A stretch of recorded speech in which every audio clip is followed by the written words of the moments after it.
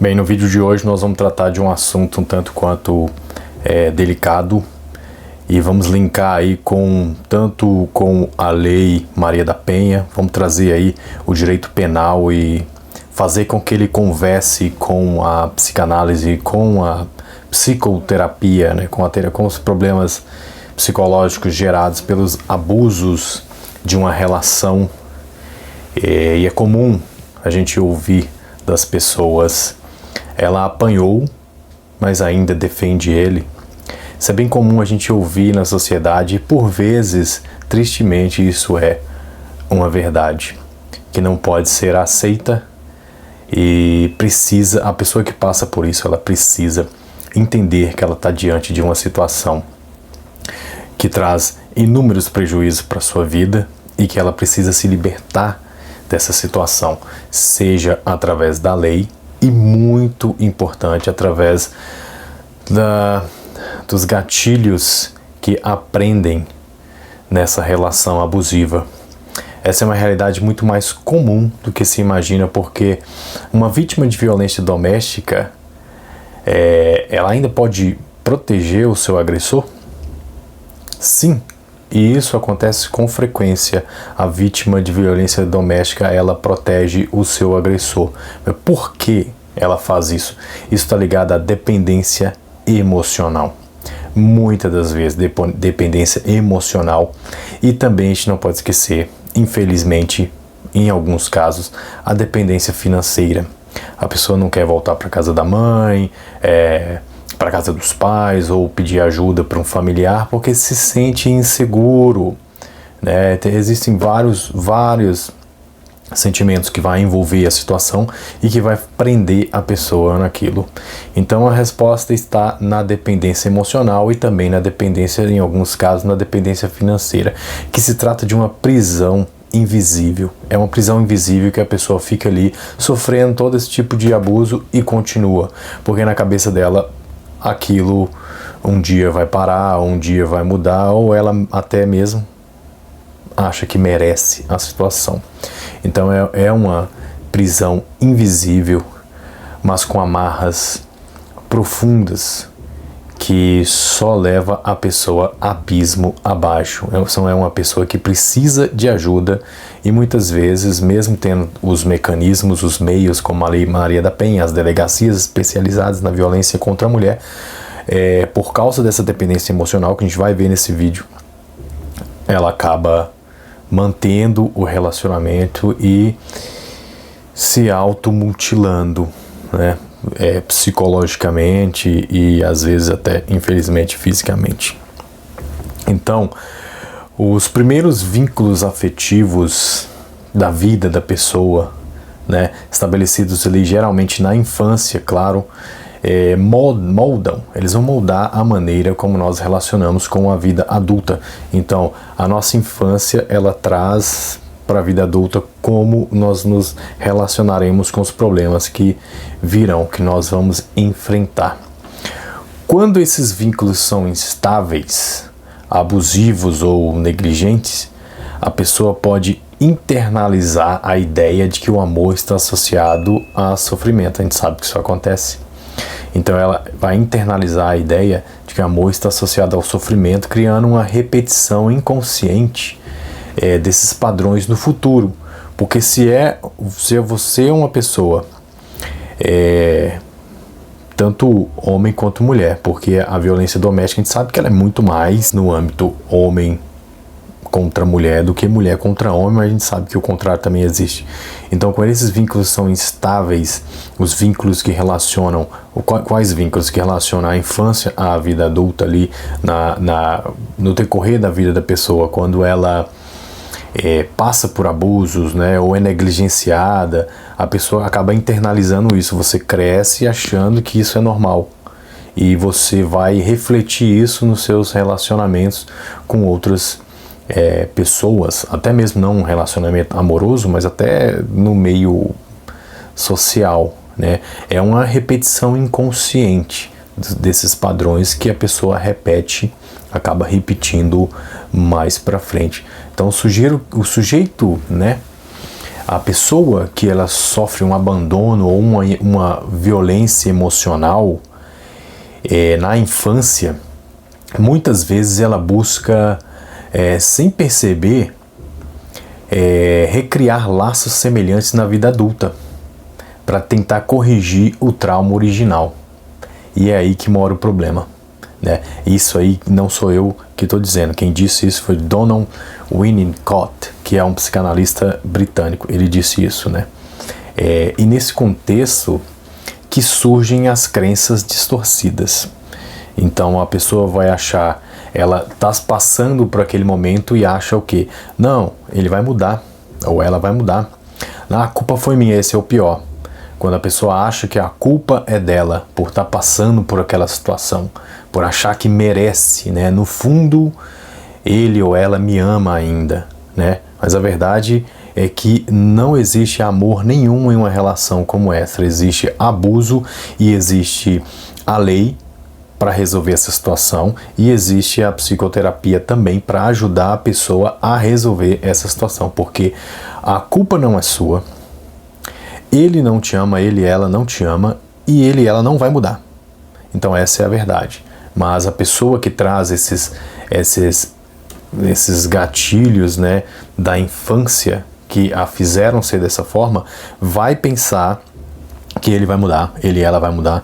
A culpa foi dele, e no fundo foi da pessoa, né, que está sendo agredida. Acha que a culpa é minha, eu mereço. E no fundo a pessoa me ama. Não, mentira, isso não acontece.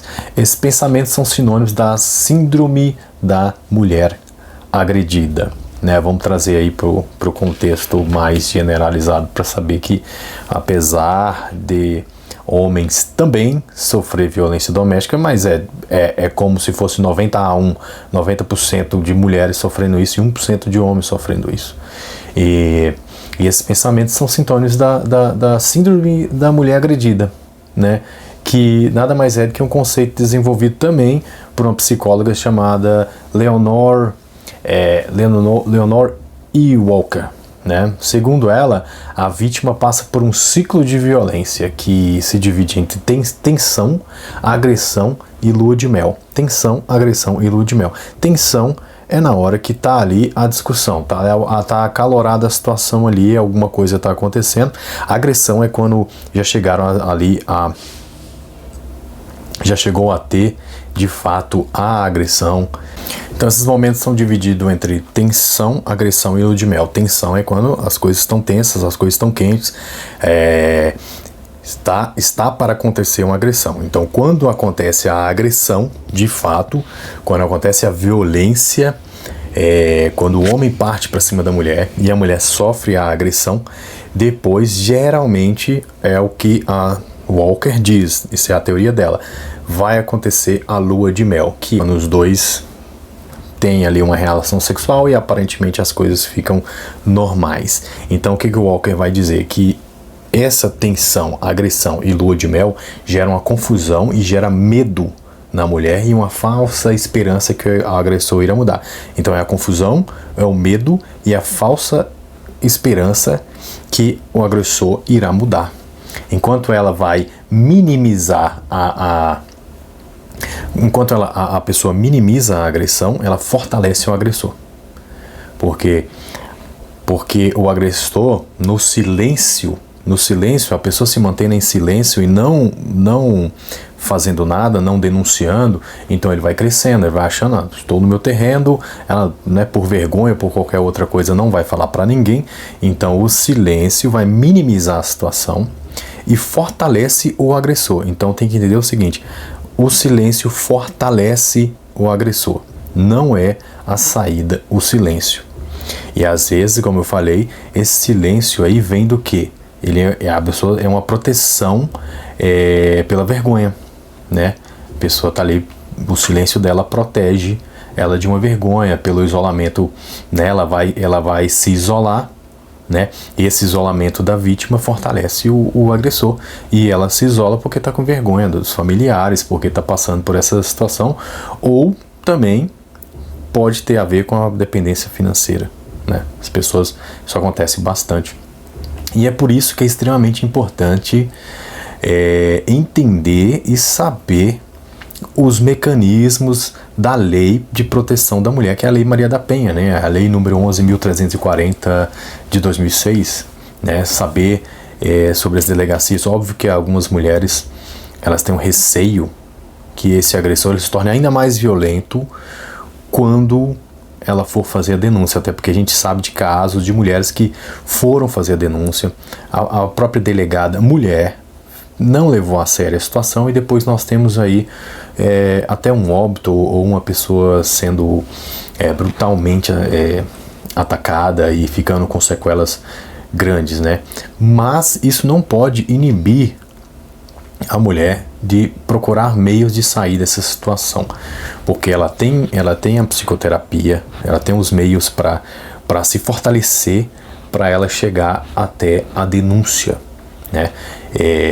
A Lei Maria da Penha é considerada uma das 3 legislações mais avançadas do mundo, né? A Lei Maria da Penha no combate à violência de gênero. Isso quem diz é a ONU que fala que a violência contra as mulheres, né? Essa legislação é uma das mais avançadas, porque ela prevê o quê? Medidas protetivas de urgência, atendimento psicológico, né? e jurídico à vida, punição e reeducação dos agressores, né?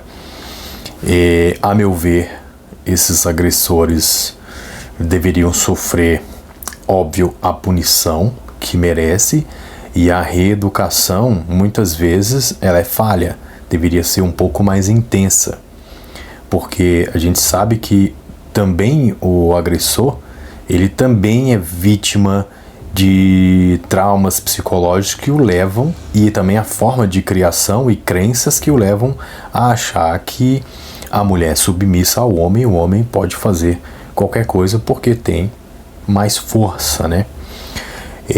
Porém, a lei só pode ser plenamente eficaz quando a vítima reconhece, né, que a violência não é culpa dela, nem é prova de amor. Então, se a vítima reconhece que a violência não é culpa dela e que isso não é prova de amor, então ela já está no caminho de cura e de afastamento do agressor, porque amor não precisa doer. Amor não dói, não existe esse tipo de amor. Amor não dói, amor não humilha e amor não mata. Então achar que isso é uma forma de amor, isso é mentira. Você está se iludindo para se manter prisioneira de uma situação muito ruim, né? O verdadeiro amor, ele acolhe, ele respeita e constrói, e não o contrário, não destrói, né?